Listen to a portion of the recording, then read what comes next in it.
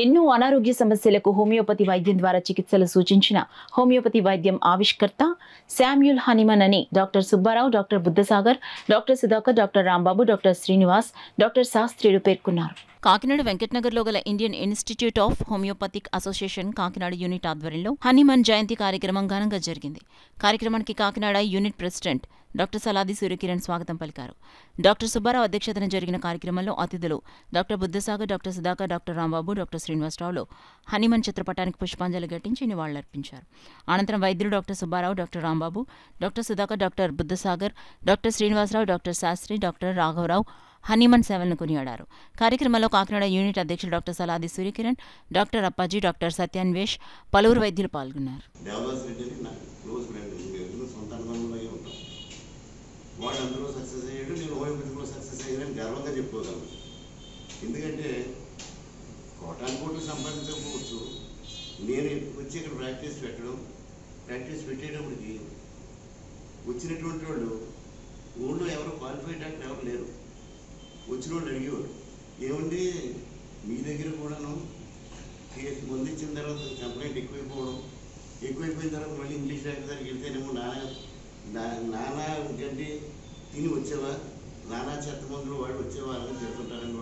ఇప్పటికీ ఆ principles, fixed principles, standard, ఇప్పుడు భగవద్గీత ఎలాగో, ఈ 2 2 or 4 ఎలాగో ఫర్ ఎవర్, అలాగా ఈ హోమియోపతి ప్రిన్సిపల్స్ ఎప్పటికీ రాంబాబు గారు చెప్పినట్టు ఇంకొక 500 కాదు కదా, ఇంకొక 1000 అయినా సరే ఈ system fixed principles, extraordinary principles base మీద ఈ హోమియోపతి ఉంది. అందువల్ల ఇప్పటికీ కూడా ఏ డిసీజ్ నేమ్ మనకు అనవసరం, ఏ డిసీజ్ వచ్చినా సరే ఇప్పటికీ కూడా కోవిడ్కి మనం ప్రివెంటివ్ వెళ్ళాం, డెంగ్యూకి ఇచ్చాం, చికెన్ గిన్నెకి ఇచ్చాం.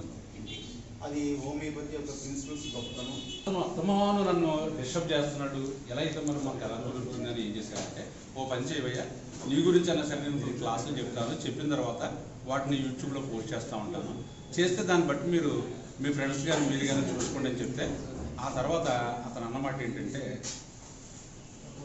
నేను హోమియోపతి ప్రాక్టీస్ చేస్తున్నాను సార్, చేస్తూ నేను దీని ఫీల్డ్ వదిలేసి నేను వేరే దాంట్లోకి వెళ్ళిపోవాలనుకున్న తరుణంలో మీరు నాకు పరిచయం అయ్యారు.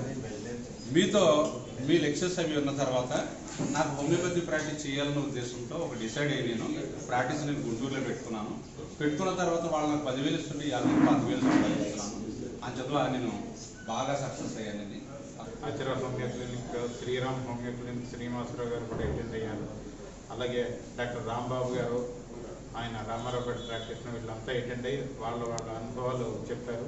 అలాగే కాకినాడ యూనిట్కి ప్రెసిడెంట్ అయిన డాక్టర్ సలాది సూర్యకిరణ్ గారు కూడా ఈ యొక్క మీటింగ్లో అటెండ్ అయ్యి ఆయన సభకి ఓట్ ఆఫ్ థ్యాంక్స్ చెప్పారు.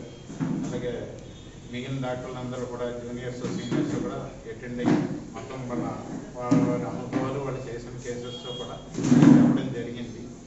అలాగే హోమియోపతిలో ఇంకా రీసెర్చెస్ జరగాలని, అలాగే కొద్దిగా మీటింగ్స్ కూడా ఎక్కువ పెట్టుకోవాలి, దాంతోపాటు ఎల్లోపస్తో మిగిలిన వైద్యుల్ని కూడా అందరినీ కలుపుకుంటూ పోవాలని కూడా ఆ సందర్భంగా చర్చించడం జరిగింది.